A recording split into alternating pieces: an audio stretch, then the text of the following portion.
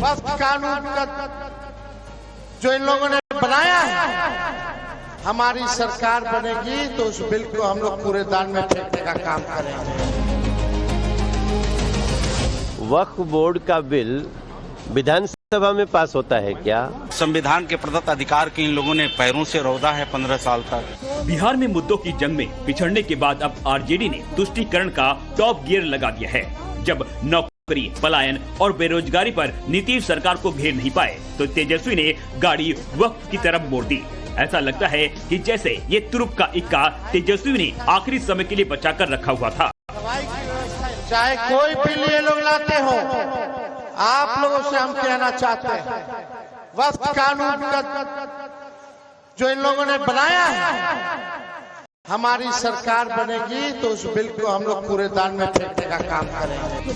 वक्फ की सियासी गाड़ी में तेजस्वी अकेले सवार नहीं हैं। इससे पहले आरजेडी के एमएलसी कारी सोहेब भी खुलेआम वक्फ का बिल फाड़ चुके हैं।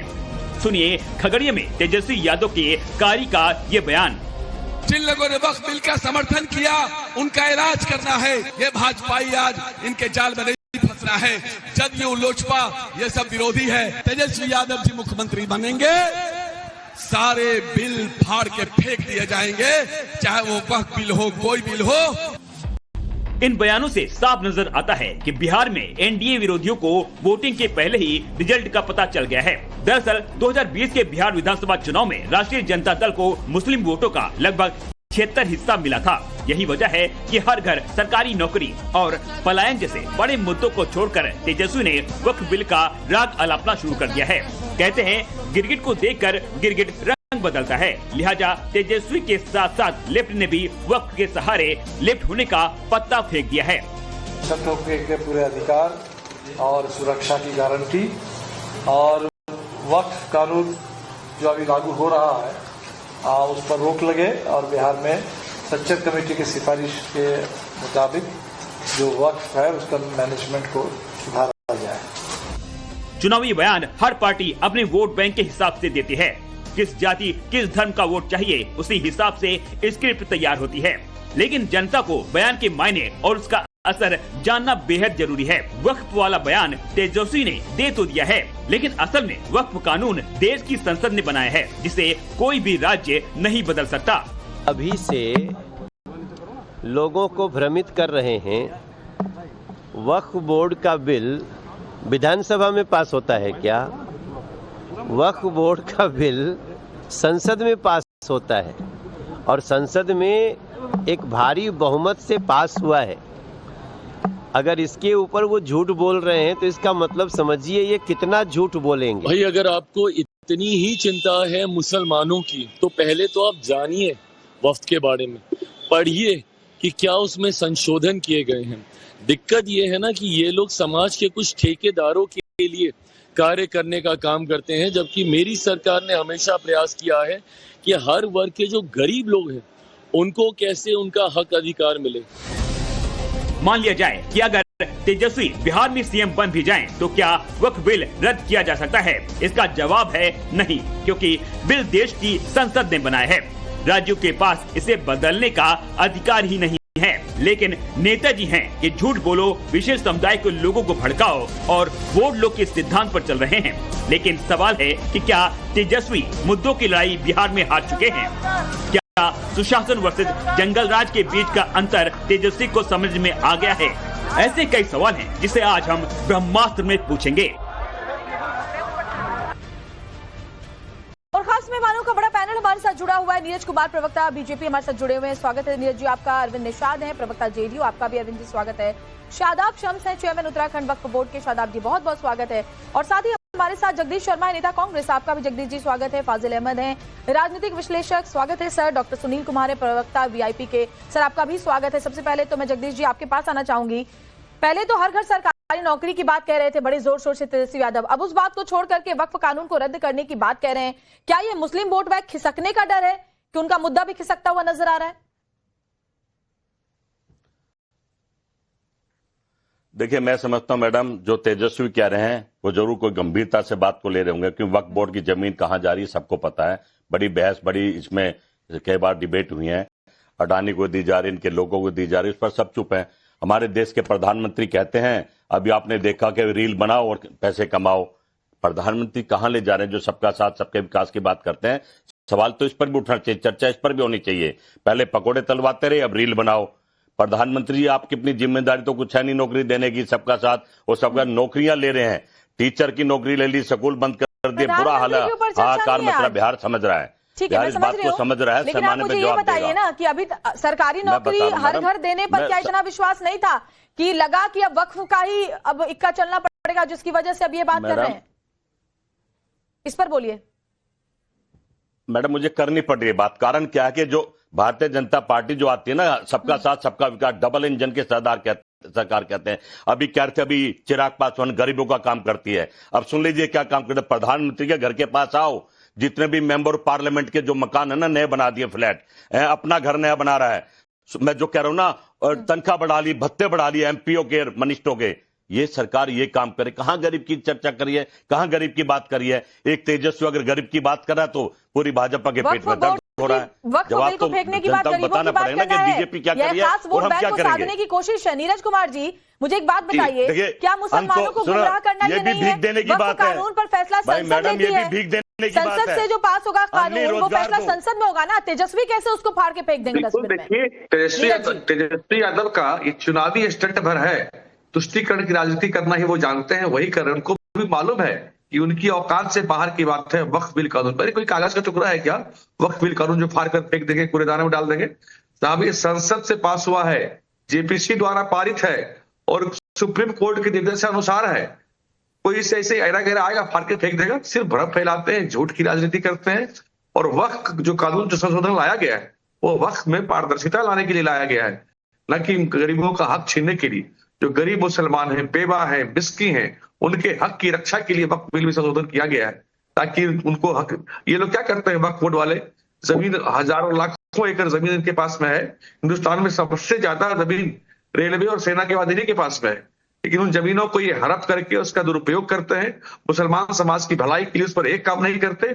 मतलब जो भी चुनावी वादे हो रहे हैं वो व्यवहारिक लगते हैं क्या? हर घर में सरकारी नौकरी दे देंगे, वक्त को फाड़ के फेंक देंगे, ऐसा लगता है कि बिहार की जनता और खास वोट बैंक को गुमराह करने की कोशिश की जा रही है। श्वेता जी, तेजस्वी यादव को मालूम है कि सत्ता में उन्हें नहीं आना है। हिट एंड रन करो, झूठ बोलो और भाग जाओ, बस यही काम उनका है। कुछ आकर के बयान दे दिए, झूठ बोली, किसी एक मुद्दे पर, एक बयान पर वो टिक के राजनीति नहीं कर सकते। आपसे पूछना चाहूंगी, जब इतनी चिंता है मुसलमानों की, तो क्या मुसलमान फेस को डिप्टी सीएम घोषित करेंगे? क्या आरजेडी में कभी अध्यक्ष भी कोई मुसलमान बन सकता है? जब इतनी चिंता है तो क्या, क्यों नहीं सीएम तो छोड़िए, डिप्टी सीएम का ही फेस किसी मुस्लिम को घोषित कर दें? डॉक्टर सुनील जी, देखिए, हम श्वेता जी, हमारे पार्टी वीआईपी पार्टी का रुख स्पष्ट है। हमने लिखित रूप से जो यहाँ आंदोलन हुए थे वक्फ कानून के विरोध में, उसका हमने समर्थन दिया था और उसका साथ निभाया था। दूसरी बात रह गई कि आप जो वक्फ कानून में ये चीजें हैं ना, देखिए, आप कोई चीजों का शब्द में और भाव में अलग अलग मुहावरे होते हैं। कहते हैं ईंट से ईंट बजा दूंगा, इसका मतलब थोड़ी ईंट से ईंट बजाया जाता है। ये कहने का मतलब है कि लोकतंत्र में अगर आप पार्लियामेंट के ब्रूट मेजॉरिटी से अगर जन विरोधी कानून भी बनाते हैं, तो अगर हमारी सरकार, तो हमारी सरकार का केवल बिहार का मतलब थोड़ी है। बिहार और चर्चा कर चुके हैं, जब वक्फ कानून पर बात हो रही थी कि कैसे ये जनता विरोधी है, उस वक्त भी कोई जवाब था नहीं। खैर, अभी उतना वक्त नहीं है कि वक्त पर चर्चा करें। चर्चा इस बात पर हो रही है कि चुनावी मौसम में ऐसी बातें क्यों करना जो प्रासंगिक नजर नहीं आती हैं, जो धरातल पर उतरती हुई नजर नहीं आ सकती हैं। मैं आपके पास आना चाहूंगी शादाब शम्स जी। ऐसा लगता है कि मुसलमानों की कोई दिखाने की कोशिश है कि हमें आपकी चिंता है, मुस्लिम वोट बैंक के लिए सिर्फ उन्हें बरगलाने, झूठ बोलने की कोशिश है, लेकिन ऐसा तो कोई काम नजर आता नहीं है। उनके जो एक्शन है उसमें नजर आता नहीं है कि आप मुस्लिम समुदाय के लिए कुछ अलग से कर रहे हैं, उन्हें कोई बड़ी जिम्मेदारी दे रहे हैं। और क्या यह संभव है कि संसद से पास हुआ कोई कानून राज्य सरकार उसको डब्बे में फेंक दे, डस्टबिन में डाल दे? श्वेता, तेजस्वी जी की बात का जवाब देते हुए मैं एक शेर से शुरू करूंगा। तुमने देखा है जो दिन में वो ख्वाब अच्छा है, और हमको मालूम है ख्वाबों की हकीकत यारो, दिल को बहलाने के लिए गालिब ये ख्याल अच्छा है। तो ख्याल अच्छा रहने दीजिए और सोते हुए सपने देखने दीजिए, कोई दिक्कत नहीं है। हम ये बिल्कुल मानते हैं, उन्होंने कहा कि मैं इसे कूड़ेदान में फेंक दूंगा। अगर बिहार में तेजस्वी जी की सरकार आई तो वो बिहार को कूड़ेदान में फेंक देंगे। वो गरीब मुसलमान जो पसमानदा मुसलमान है उसको कूड़ेदान में फेंक देंगे, वो कानून को कूड़ेदान में फेंक देंगे, देश के संविधान को कूड़ेदान में फेंक देंगे। इस तरह की बातें अक्सर ये कहते आए हैं और मुझे लगता है इसमें कोई बहुत बड़ी बात नहीं है जो तेजस्वी जी ने कहा। इसमें मैं मानता हूं कि ये सच भी है, क्योंकि उन्होंने जब उनका राज था तो माफिया राज था, और वक्फ माफिया पूरी तरह से ये चाहता है कि उनके राज में अगर शेल्टर किसी को मिल सकता है, वक्फ माफिया को कहीं सुरक्षा मिल सकती है, तो ये तेजस्वी जी के, लालू जी के याद में मिल सकती है, राजद के याद राज में मिल सकती है। तो इसलिए वो तो बिल्कुल चाहेंगे कि गरीब मुसलमानों को कुछ न मिले। जो लूट हुई है, जो चंद मुसलमान, जो कट्टरपंथी ताकतें हैं जिन्होंने इस वक्त को लूट के रखा है, उस लूटे हुए वक्त को कैसे बचाया जाए, कैसे उनके जो माफिया राज के पास जो गरीब मुसलमान का सदके ज़कात खैरात का पैसा जो गरीब मुसलमान का लूट के चंद परिवार बैठे, कैसे माफिया को शेल्टर दिया जाए। बिल्कुल तेजस्वी जी की सरकार में उन्हें शेल्टर मिलेगा, लेकिन गरीब मुसलमान को कुछ नहीं मिलेगा। गरीब मुसलमान समझ रहा है कि अगर उसका भला हो सकता है तो उसका भला एनडीए में हो सकता है, नीतीश सरकार में हो सकता है, और ईमानदारी के साथ। जवाब फाजिल जी से ले लेते हैं। फाजिल जी, आप क्या सोचते हैं इस बारे में? शम्स साहब जो हैं मतलब उत्तराखंड से आते हैं, बहुत अच्छे आदमी हैं, मैं बहुत उनकी इज्जत करता हूं, लेकिन ये तब चुप हो जाते हैं जब उत्तराखंड में देवभूमि मुसलमानों देवभूमि छोड़ो का नारा लगता है, तभी चुप हो जाते हैं, तब नहीं बोलते। बोला गया नहीं, वो जो माफिया है जो जमीन अवैध जमीनों पर, अवैध तरीके से कब्जा जमीनों पर जमाए बैठे हैं, उनके लिए बोला जाता है। उनके लिए बोला, मुसलमान के लिए बोला जाता है, कभी नहीं बोला जाता मुसलमानों के लिए। प्रॉब्लम तो इसी से है ना आपको, कि वो जो गरीब मुसलमानों को दबा रहे हैं, उनके हक की जमीन पैसा मार के बैठे हैं, उनके खिलाफ अगर कोई बोले तभी आपको दर्द होता है। कब्रिस्तान वक्फ बोर्ड कब्रिस्तान चलाता है, मदरसा चलाता है, मस्जिद चलाता है, तो किस मस्जिद में गरीब मुसलमान को नमाज पढ़ने की जगह नहीं मिलती? वाह, किस कब्रिस्तान में गरीब मुसलमान को दफनाने की जगह नहीं मिलती? जो बड़े बड़े होटल बने हैं, मदरसे में गरीब मुसलमान के बच्चों को पढ़ने की जगह नहीं मिलती? गरीब मुसलमानों के होटल बने हैं, जरा मुझे बता दीजिए। हैदराबाद में, दिल्ली में जो आपकी संपत्ति पे होटल बने हैं, 5 स्टार, कौन से गरीब मुसलमानों की प्रॉपर्टी जो होटल बने हैं, नाम तो बता दीजिए। पिछले 12 साल से सरकार में है, आपने होटल नहीं बन सकता, वक्फ की जमीन पर होटल नहीं बन सकता। नहीं बना है क्या? ये तभी तो पूछ रहा हूँ, मेरे लिए किसके होटल पे, मुंबई की जमीन किसने बनवाए हैं? आपकी सरकार, आपके खाने की जमीन को बचाने की बात आप कर रहे हैं, उसी वक्त ने तो बनवाए हैं, बचाने में उसी कानून ने बनवाए हैं। कहाँ कुछ कर रहे हैं? बताइए ना, गरीब मुसलमानों के लिए यूनिवर्सिटी कहाँ है वक्त पे? गरीब मुसलमानों के लिए अच्छे स्कूल कहाँ है वक्त पे? गरीब मुसलमानों के लिए अच्छे हॉस्पिटल कहाँ है वक्त पे? क्या किया वक्त में, वो तो बताना पड़ेगा। हम बता रहे हैं। फाजिल जी, शताब जी, अभी चर्चा इस पर नहीं है, वक्त बोर्ड पर हम चर्चा नहीं कर रहे हैं, वो तो देखिए हो चुका है जो उसका होना था, वो हो चुका है। कहना सिर्फ इतना है कि नहीं, फाजिल साहब, कहना सिर्फ इतना है कि जो बात तेजस्वी यादव कह रहे हैं, गवर्नर हाउस जो है ना, अरे मुझे बात बताइए, तेजस्वी यादव बात कह रहे हैं, इतनी मुसलमानों की चिंता है तो क्यों नहीं आरजेडी का अध्यक्ष किसी मुस्लिम को बना देते? जमीन पर बताते हैं, फाजिल साहब, तेजस्वी जी यही चाहते हैं। श्वेता, इस बात को बहुत सीरियसली लीजिए।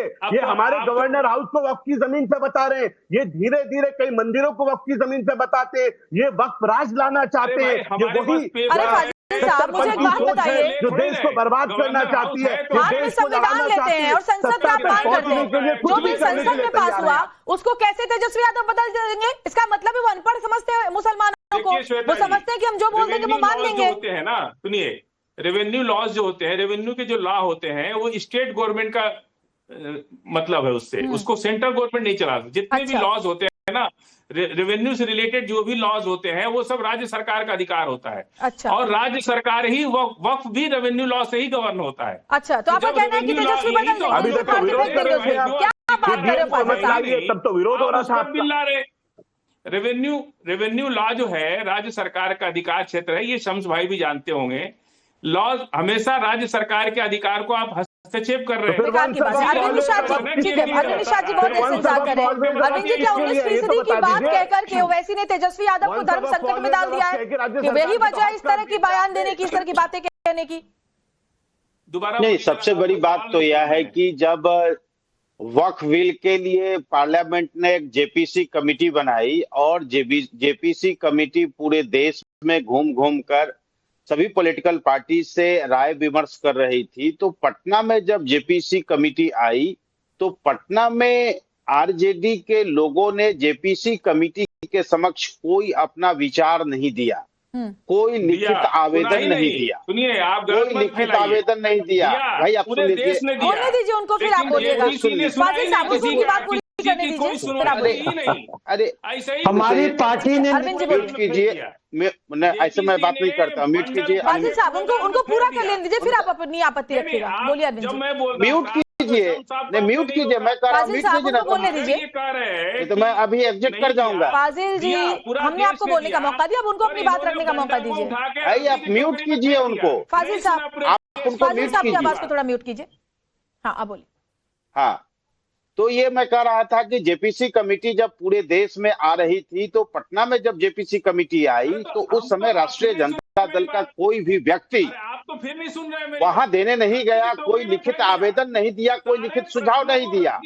और जेपीसी कमेटी जब पार्लियामेंट में इस पर बहस चल रहा था, उस बहस के दरमियान भी कोई ठोस सुझाव राष्ट्रीय जनता दल की ओर से नहीं आया। जब मतलब आपका पार्लियामेंट ये ने कहना है इसको कि एक सेलेक्टिव अप्रोच है, आपका ये कहना है कि हाथी के दांत खाने के कुछ और और दिखाने के कुछ और है। ये सेलेक्टिव अप्रोच है कि अब चुनावी मौसम है तो मुसलमान वोट बैंक कहीं खिसक न जाए, इसके लिए खास तौर पर ये बात कही जा रही है, इसलिए सरकारी नौकरी से सीधे वक्फ बिल पर आ गए। और दूसरा विषय यह है कि जब इनके माता पिता के राज को चलाने के लिए बिहार की जनता ने 15 साल अवसर दिया, उस दरमियान बिहार के मुसलमानों के लिए क्या किया? जितने भी कब्रिस्तान की जमीनें थी, राष्ट्रीय जनता दल के समर्थकों ने घर बना लिया। जगदीश जी, क्या किया बिहार के मुसलमानों के लिए? आरजेडी की इतनी लंबी सरकार रही, क्या क्या किया है, जरा बताइए। देखिए, सबसे पहले बिहार एक ऐसा प्रदेश बना जहां पे मदरसे के टीचरों को सरकारी नौकरी दी गई, मदरसा का सरकारीकरण किया गया, सरकारी नौकरी दे करके हमारे मुसलमान बच्चों को नौकरी दी क्या गई। किसी मुस्लिम चेहरे को बड़ी जिम्मेदारी दी गई? किसके शासन में हुआ? दी गई। अरे किसके शासन में हुआ? आप वहां से अल्पसंख्यक गुजराल साहब कहां से? किनके शासन में हुआ? एमपी कहां से थे?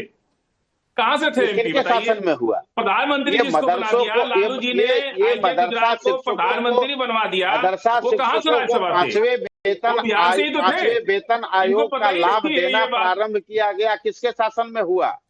और सुनिए, इन्होंने कब्रिस्तानों की बाउंड्री सबसे पहले बिहार में शुरू हुई। लालू जी के जमाने में सबसे पहले कब्रिस्तान की बाउंड्री बिहार में शुरू हुई।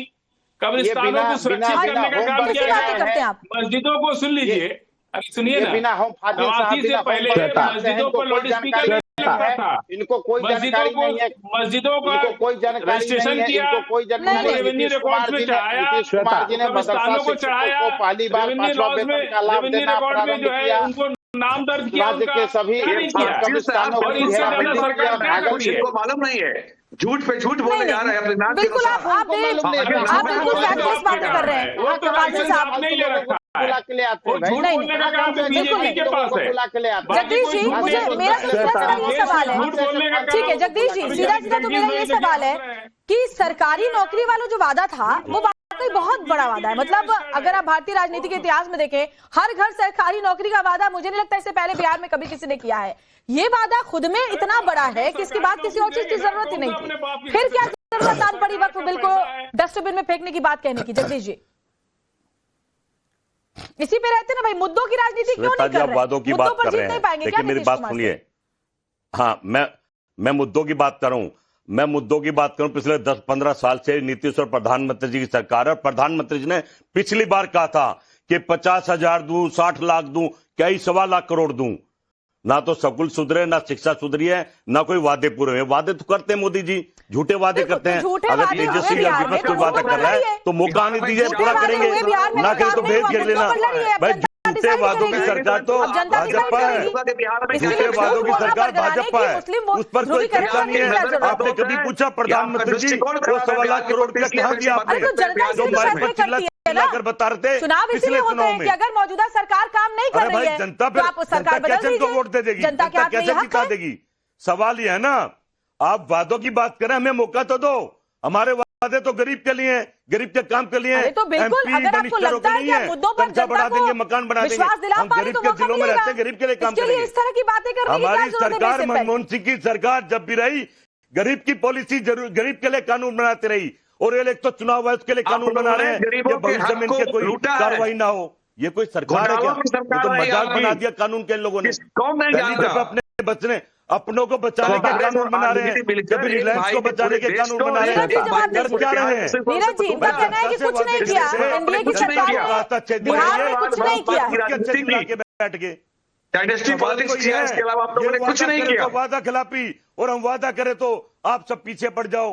एक अरे वादा तो बहुत अच्छा, हमने तो बड़ी तारीफ करी जब सरकारी नौकरी की बात कही। हम तो देख भी रहे हैं भाई 20 दिन में कैसे अधिनियम लागू हो जाएगा, कैसे 20 महीने में सबको नौकरी मिल जाएगी। हम तो देख रहे हैं, ये तो बहुत अच्छा होगा। अगर ऐसा हुआ तो कहाँ से करेंगे तेजस्वी, वो अलग बात है। 1.25 करोड़ तो जब इतना बड़ा मुद्दा था तो फिर मुद्दे से भटकने की जरूरत क्या थी? SIR पर खाली झूठ बोले और चले गए बिहार से।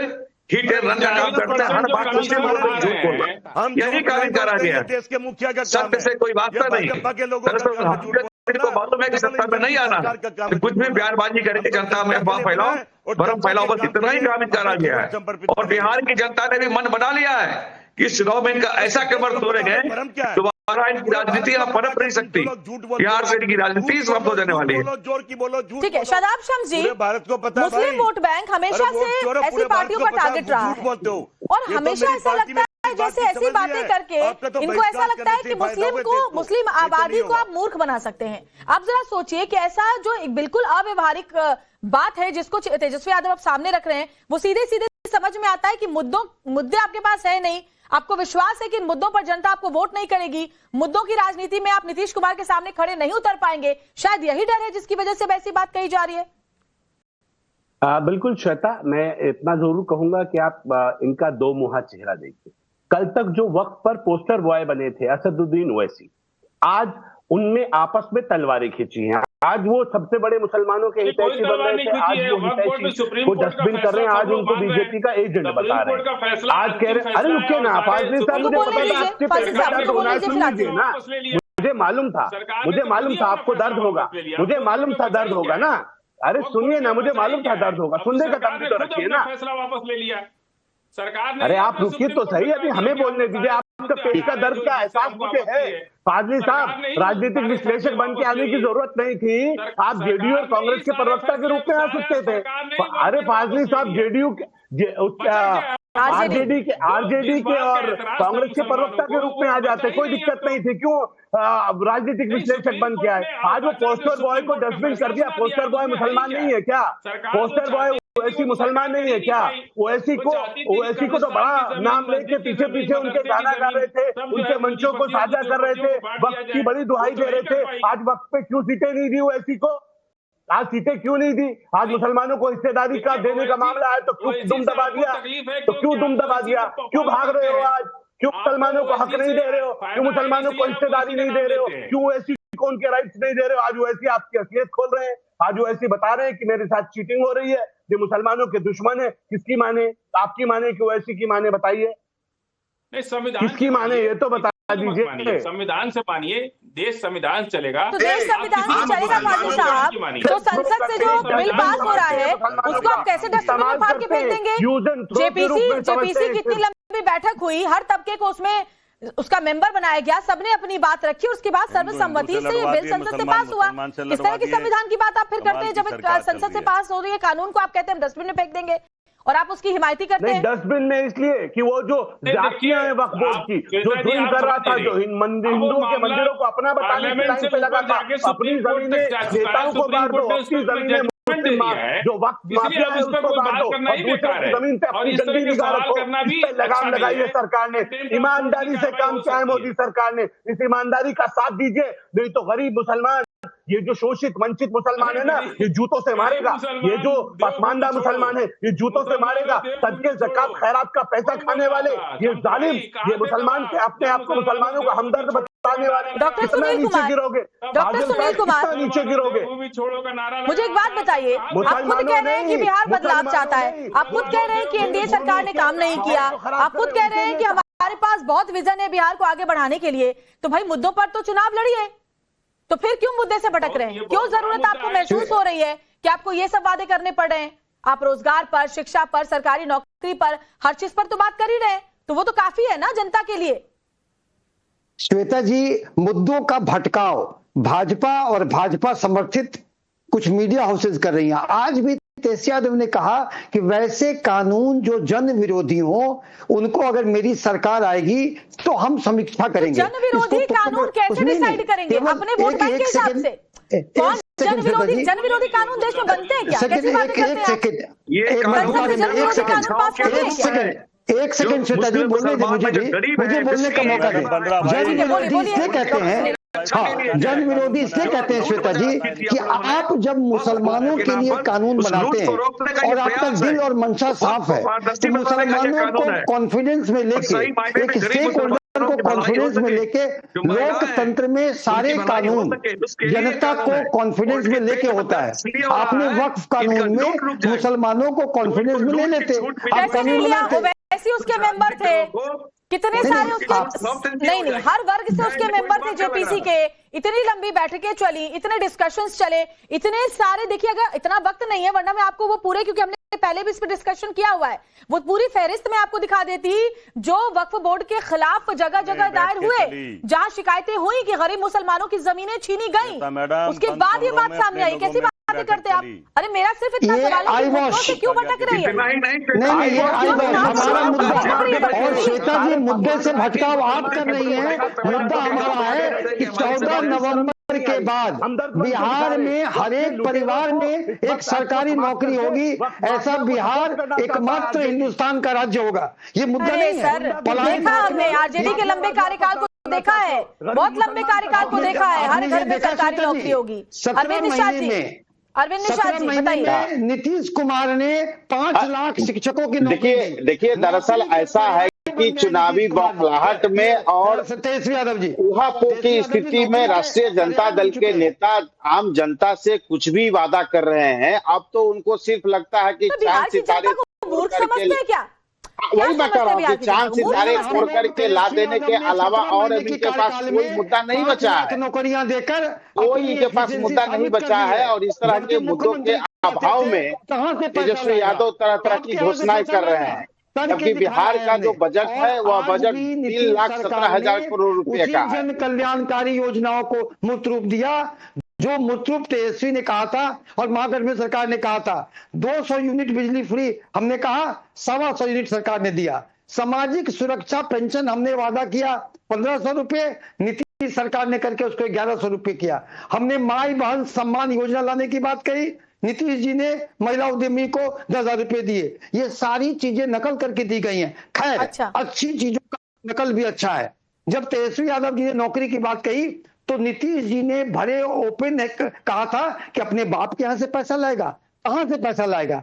लेकिन जब तेजस्वी यादव जी 17 महीने कार्यकाल में थे तब उसी 17 महीने में 5 लाख नौकरियां दी कि उनका नाम तेजस्वी नहीं, उनका नाम नौकरी कुमार हो गया। किसने नौकरी कुमार रखा? हमने तो नहीं सुना। जनता ने रखा। मैं दावे से कह रहा हूँ, नौकरी कुमार रखा, नौकरी के पर्याय बन चुके हैं। आप सुनिए, और तेजस्वी यादव से जब नौकरी नीरज कुमार जी, तब तो नौकरी कुमार की चुनौती बहुत भारी पड़ सकती है एनडीए कुमार। नौकरी के दूसरे पर्याय पर ऐसा दावा है। ये क्रेडिट चोर है कि एनडीए कैबिनेट का जो फैसला होता है उसको भी अपना बता देते हैं, इतने बड़े क्रेडिट चोर है। दरअसल तेजस्वी यादव को बहुत जल्दी है, इसलिए हर चीज को सोचते हैं कि कोई पक्षी होता है ना, इससे लगता है कि आसमान उल्टा टंगा रहता है पैर में, और उसे लगता है कि आसमान उसने ही थाम के रखा है। तेजस्वी यादव को शायद यही बीमारी है कि जो भी बिहार में होता है लगता है उन्होंने ही किया। अरे आपने पूरे बिहार को लूटा है, आपके परिवार के राज को कोर्ट में जंगल राज का, आपने अपहरण उद्योग का दर्जा दिया। विकास की बात तो क्या याद आता है? चारा चोर बोलते तो क्या याद आता है? मुझे बताइए। चरवाहा विद्यालय बोलते तो क्या याद आता है? कैसी बातें करते हैं आप लोग भाई? क्या बिहार की जनता को मूर्ख समझते हैं? नौकरी कुमार बोलते हैं, विरासत में मिला फासिल साहब बोलिए। सिर्फ और सिर्फ बिहार को लूटा है। अभी भी लैंड फॉर जॉब मामले में फंसे हुए हैं। सुनिए, बोलिए। वो तो सुनिए, इस देश में नीतीश कुमार ने ही बंदोपाध्याय कमेटी की एक कमेटी बनाई जिसने सिफारिश किया कि बिहार की 95% जमीन सवर्ण जातियों के पास है और 95% भूमिहीन आदिवासी दलित पिछड़ी जाति के लोग भूमिहीन हैं। ये बंदोपाध्याय कमेटी की सिफारिश नीतीश कुमार के टेबल पर है, लेकिन कितने साल हो गए आज तक केवल, और जाति जनगणना उन्होंने कराया, ये सारी बंदोपाध्याय कमेटी की सिफारिश आज क्यों बिहार से लोग पलायन करते हैं? क्योंकि घर बनाने को जमीन नहीं उनके पास। इतने लंबे तो आरजेडी की सरकार रही ना, जमीन भी नहीं है, फाजिल साहब 1000 स्क्वायर फीट जमीन नहीं उनके गरीबों के पास, दलितों आदिवासियों के पास। इतने लंबे आरजेडी की सरकार रही, क्या किया उस दौरान? आज भी जंगल राज का नाम आते ही आरजेडी की सरकार याद आती है। जंगल राज जो है, ये जो कहते हैं कि जंगल राज है, आपने बंदोपाध्याय कमेटी सारी जमीनें मजदूरी करने बाहर जा रहे थे, लेकिन आज बिहार की स्थिति बदल चुकी है। आपके झूठ और भ्रम में बिहार की जनता नहीं आने वाली। आदिवासी भली भांति परिचित है आपकी राजनीति से। अपहरण, लूट, भ्रष्टाचार की राजनीति से बिहार की जनता दोबारा नहीं चाहती। वही राजनीति बिहार में फिर से वापस आए। वक्फ बोर्ड पर समर्थन नहीं करके मुसलमानों के साथ उन्होंने बहुत बड़ा धोखा किया है। मुसलमान इसको कभी भूल नहीं सकता है। अच्छा, पीठ में छुरा मारने का काम किया है नीतीश कुमार ने। मुसलमान 15 साल से नीतीश कुमार की सीट पर मुसलमान वोट देता है। अच्छी बात है ना, ये तो मुसलमान खुद समझता है। ये तो मुसलमान हो या किसी और जाति का कोई हो, धर्म का हो, हर कोई समझता है किसने उनके लिए क्या किया है। इसके लिए ये झूठे वादे करने की क्या जरूरत है? प्रतिपक्ष विधान परिषद वाई समाज से कहाँ है? मैं भाई शादाब शम्स जी, सवाल ये भी उठ रहे हैं, शादाब शम्स जी, सवाल तो देखिए ये भी उठ रहे हैं कि ऐसे तो मुसलमानों के बड़े हिमायती बनते हैं, लेकिन वो जमीन पर नजर नहीं आता। वो ये नहीं दिखता कि आप कोई बहुत बड़ी जिम्मेदारी आप दे दें। आप डिप्टी सीएम क्यों नहीं बना सकते फिर किसी मुस्लिम फेस को? अरे देखिए, हजारों एकड़ जमीन वक्फ की है श्वेता, और मैं पूछ रहा हूं फाजिल साहब से, इतना बता दें कि कितने गरीब मुसलमानों को सिर्फ वक्फ की जमीन इन्होंने दी आरजेडी में। सब माफियाओं को दी, सब चोरों को दी, सब लुटेरों को दी, सारे परिवारों को दी। गरीब मुसलमान का हक नहीं था, जिसका हक था गरीब मुसलमान का, उसको क्यों नहीं दी? बताइए ना मुझे, उसकी संख्या बताइए। किस गरीब मुसलमान को वक्फ की जमीन दी आपने? किस गरीब मुसलमान को मकान बना के दिया? किस यतीम बेवा बहन को वक्फ की जमीन पे घर दिया आपने? बताइए, कितने अच्छे स्कूल दिए आपने? अरे बताइए ना, आपके राज्य में बिहार में क्या किया आपने? वक्फ की जमीन पे किन गरीब मुसलमानों को दी वक्फ की जमीन? सिर्फ लूट के लिए बैठे हैं आप, लूटते हैं वक्फ का नाम लेके, मुसलमानों को बेवकूफ बनाते हैं वक्फ का नाम लेके, लूटते हैं गरीब मुसलमान को, बेवकूफ बनाते हैं गरीब मुसलमान को, सिर्फ वोट बैंक समझते हैं अपना। कितना लूटोगे, कितना बेवकूफ बनाओगे इस पसमानदा मुसलमान का, कितना ठगोगे इस मुसलमान को? शर्म नहीं आती आपको? डूब के मर जाना चाहिए। बता दीजिए ना, कितने हॉस्पिटल बनाए, कितने स्कूल बनाए, कितने गरीब बेवाओं को, मेरी माँ बहनों को, कितने यतीम बच्चों को, कितने लोगों को घर दिया? एक आंकड़ा दे दीजिए, एक आंकड़ा दे दीजिए। तो वो दावा भी तो नहीं करते ना। डॉक्टर सुनील, आप मुझे बताइए ना, डॉक्टर सुनील आप मुझे बताइए, क्यों नहीं किसी, जैसे डिप्टी सीएम का नाम उन्होंने अनाउंस किया है, एक डिप्टी सीएम का, एक और डिप्टी सीएम किसी मुस्लिम को बना देते, अनाउंस कर देते। श्वेता जी आपने अच्छी बात कही, श्वेता जी आपने अच्छी बात कही। आपको स्मरण होगा, जब डिप्टी सीएम का अनाउंसमेंट हो रहा था तो कांग्रेस के अशोक गहलोत ने कहा कि जब हमारी सरकार आएगी तो समाज के अन्य वर्गों को भी डिप्टी सीएम बनाया देते ना पहले, जैसे पहले तो एक डिप्टी सीएम का नाम अनाउंस कर दिया, दूसरे का भी कर देते हैं। आप क्यों चिंता करती हैं? मैं आपके सामने पूरी गंभीरता से कहता हूँ, पूरी गंभीरता से कहता हूँ आपके चैनल पर कि निश्चित ही मुसलमान भाइयों को शीर्ष पद पे रहने का अधिकार है, और हमारी महागठबंधन की सरकार मुसलमान भाइयों को मुसलमानों को उचित भागीदारी देगी और समाज में उचित भागीदारी देगी। मैं मानती हूँ, अच्छी बात आपने कही। तो फिर जिस तरह से एक नाम अनाउंस किया गया, जैसे सीएम और एक डिप्टी सीएम का नाम अनाउंस किया गया, एक और मुस्लिम डिप्टी सीएम का नाम अनाउंस पहले कर देते। सभी का समय होता है, उचित समय पर किया जाएगा, उचित समय पर किया जाएगा। बाकी दो के लिए समय था और एक के लिए समय सही नहीं था। देखिए, मुसलमानों की रहनुमाई महागठबंधन की सरकार ही करती है। एनडीए का क्या रुख है, भारत का बच्चा बच्चा मुसलमान जानता है। इसलिए देखिए, इस रहनुमाई में मुसलमानों को सत्ता में उचित भागीदारी महागठबंधन की सरकार देगी। महागठबंधन ने कितने टिकट दिए बताइए डॉक्टर साहब? हर चीज को डिक्टेट नहीं कर सकती है महागठबंधन ने। समय पर आपको टोटल टिकट कितने दिए, इतना बता दीजिए। किसका बेवकूफ बना रहे हैं? मुसलमानों को बेवकूफ समझते हैं। 5 दिया, हमने 30। अरे हमारे को छोड़िए ना, हमें वोट क्या देते हो? आपने हमें तो बताते हो मुसलमानों के दुश्मन है। आपने तो मुसलमानों को टिकट नहीं दिया। नीरज जी जवाब दीजिए, वो कह रहे हैं कि मुसलमानों को आपने भागीदारी दी नहीं, फिर आप कैसे मुसलमानों की बात करते हैं? नीरज जी मैं बता रहा हूँ, सुन लीजिएगा। आरजेडी का स्ट्रक्चर देख लीजिए। राष्ट्रीय अध्यक्ष वाई समाज से, नेता प्रतिपक्ष विधानसभा वाई समाज से, नेता प्रतिपक्ष विधान परिषद, बोलने दीजिए फाजिल जी।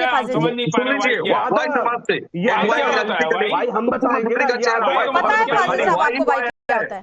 इनको गाय करके इनको सिर्फ भाजपा से डराते हैं, तुष्टिकरण की राजनीति करते हैं। जगदीश जी आते हैं। और एक योजना लालू के समय सरकार की एक योजना बता दीजिए जो उन्होंने मुस्लिम समाज की भलाई के लिए लाया हो, एक भी योजना नहीं है। बता दीजिए, मोदी जी के 10 योजना वो जानना चाहते हैं। एक योजना बता दीजिए जो मुस्लिम समाज की भलाई के लिए लाया गया था। एक योजना का नाम बताइए। आपने सिर्फ उनको डराया है, धमकाया है, वोट बैंक की राजनीति की है। उनका बिहार में लड़कियों को नौकरी मिल गई, ये कम बड़ी बात है क्या? जितने भी आज मदरसे में नौकरी कर रहे हैं, क्या बात करते हैं सर आप? उनका उर्दू पढ़ने वालों को आज रोजी रोटी से जोड़ दिया। इससे बड़ा और क्या चाहते हैं आप? उर्दू पढ़ने वालों को रोजी रोटी से जोड़ दिया। चार का पंचर बनाने वाला छोड़ दिया, देश के चार का पंचर बनाने वाले आगे नहीं बढ़ने दिया। मोदी सरकार आई है मुसलमान छात्र छात्राओं के लिए छात्रवृत्ति योजना, उस तरह की योजना है, योजना का लाभ मुस्लिम समाज के आगे बढ़ चढ़ कर ले रहा है। चाहे उज्ज्वला योजना हो, आयुष्मान योजना हो, कोई भी योजना हो, सब का लाभ मुस्लिम समाज ले रहा है। आप लोगों ने सिर्फ अरे तो जब इतना किया ही फाजिल साहब, फिर आप ये बोलने की क्या जरूरत? तब तो जब इतना कर दिया, बिहार के मुसलमान बहुत अच्छी पोजीशन पे हैं, तब तो ये बात करने की जरूरत ही नहीं थी कि हम आएंगे तो वक्फ कानून को हम फेंक देंगे डस्टबिन में। बिहार वक्फ बोर्ड जो है, जिंदगी बदल चुके हैं मुसलमानों की बिहार में, फिर क्या जरूरत थी इसकी? फिर तो मुद्दों पे बात कीजिए, फिर तो रोजगार पर, पलायन पर, महंगाई पर, बात कीजिए, लॉ एंड ऑर्डर बात कीजिए। का काम किया है नीतीश कुमार ने। जगदीश कहना चाह रहे, बोलिए जगदीश जी। ठीक है जगदीश जी, ठीक है, उनको अपनी बात देखिए श्वेता मैडम आज आपका चैनल देश के प्रधानमंत्री देख रहे हो तो बहुत खुश रहे होंगे, कह रहे कमाल है, जगदीश शर्मा और नीरज लड़ रहे हैं, हिंदू से हिंदू लड़ रहा है और मुसलमान से मुसलमान लड़ रहा है। यही तो अंग्रेज करते थे, बड़ा खुश हो रहे होंगे कि कामयाब और गाना गा रहे हम हो गए कामयाब, टीवी देख के खुश हो रहे प्रधानमंत्री मोदी इंडिया। और जितने भी भाजपा के लोग हैं, अंग्रेज भी तो यही कहा करते, अंग्रेज भी तो यही करते, फूट डालो और शासन करो, भाई से भाई को लड़ाओ, बड़े खुश हो रहे होंगे कामयाब। लोकसभा चुनाव थोड़ी हो रहे हैं, आप बताइए, आप बिहार के बारे में मुझे बताइए। भाई मैं बता रहा हूँ, असली जड़ तो प्रधानमंत्री है। प्रधानमंत्री ने उत्तर प्रदेश का मुखिया राजनीतिक बना दिया होता मुख्यमंत्री, कोई हिंदू मुसलमान रोज नहीं होता। प्रधानमंत्री किसी राजनीतिक आदमी को उत्तर प्रदेश का मुख्यमंत्री बनाए, ये हिंदू मुसलमान की बहस खत्म हो जाएगी। नहीं चर्चा करें जगदीश जी, साधु संत बाबा बना दिए, दोनों मुसलमान लड़वा दिए, दोनों हिंदू लड़वा दिए, हो गए कामयाब, हम हो गए कामयाब। यही तो भाजपा कर रही है श्वेता मैडम। अरे जब सरकारी नौकरी की बात कही थी जगदीश जी, जब सरकारी नौकरी की बात कही थी, इतना अच्छा मुद्दा उठाया था, इतने अच्छे वादे किए हैं, इस पर तो जनता साथ दे रही है। 2 करोड़ नौकरी दूंगा, 2 करोड़ नौकरी दूंगा, आपके अच्छे दिन दूंगा, चौराहे पर बुला लेना, किसान को डबल करूंगा।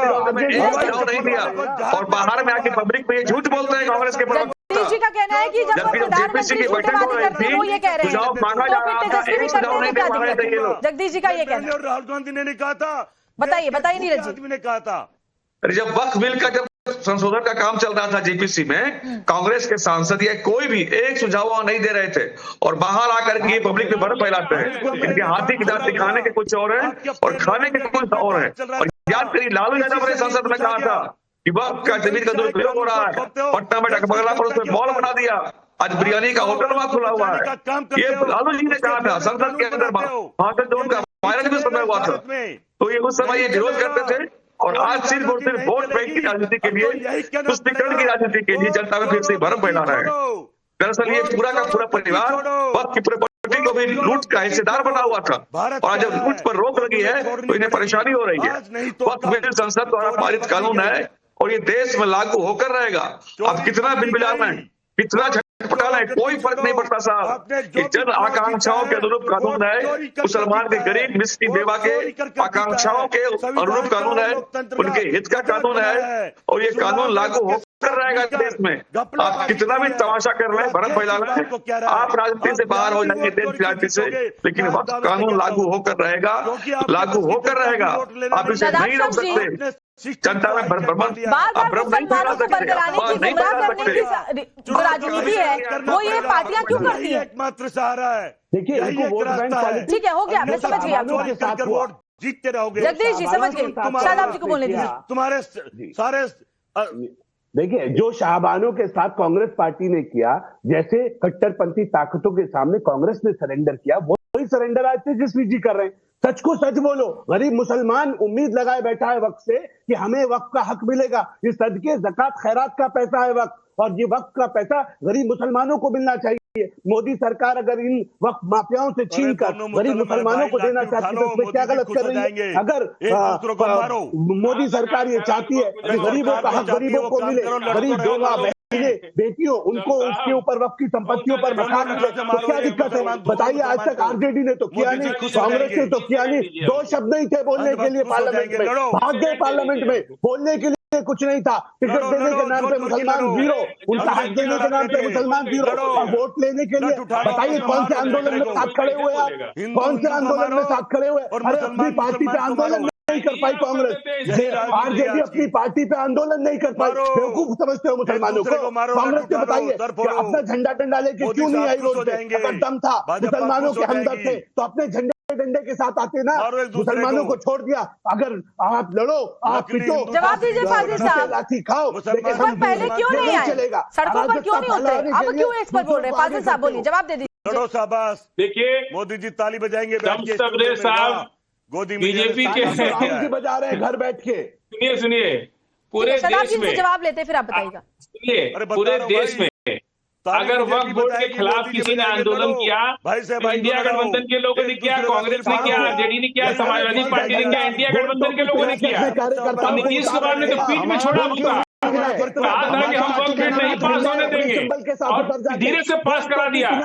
ये पीठ में छुड़ा भोगने का काम नीतीश कुमार ने मुसलमानों के किया है, और कहा कि हम नहीं पास होने देंगे, और धीरे से पास करा दिया। इसका जवाब मुसलमान ऐसा किया तो मुसलमानों को ये पता है ना, तो मुस्लिम समुदाय को, मुस्लिम वोट बैंक को ये पता है, तो फिर उसके लिए 18% क्या वोट तभी मिलेंगे जब आप वक्फ का कार्ड फेंकेंगे? फिर तेजस्वी को जरूरत क्या? हमारा वक्फ हमारे आत्मा से जुड़ा हुआ विषय है मैडम। अच्छा, हमारी आत्मा से जुड़ा है, हमारी जमीनों को कोई लूट रहा है, तो इसी आत्मा को मुसलमानों को सरकारी नौकरी चाहिए क्या? मुस्लिम परिवारों को एक सदस्य को सरकारी नौकरी मिलेगी तो क्या वो आत्मा को नहीं छू रहा? असदुद्दीन ओवैसी को हीरो बनाया, काफी नहीं है? क्यों कर दिया आप?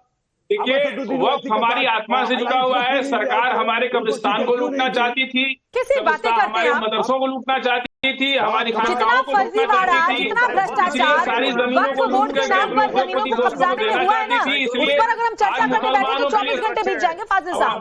पहले भी हमने किया है।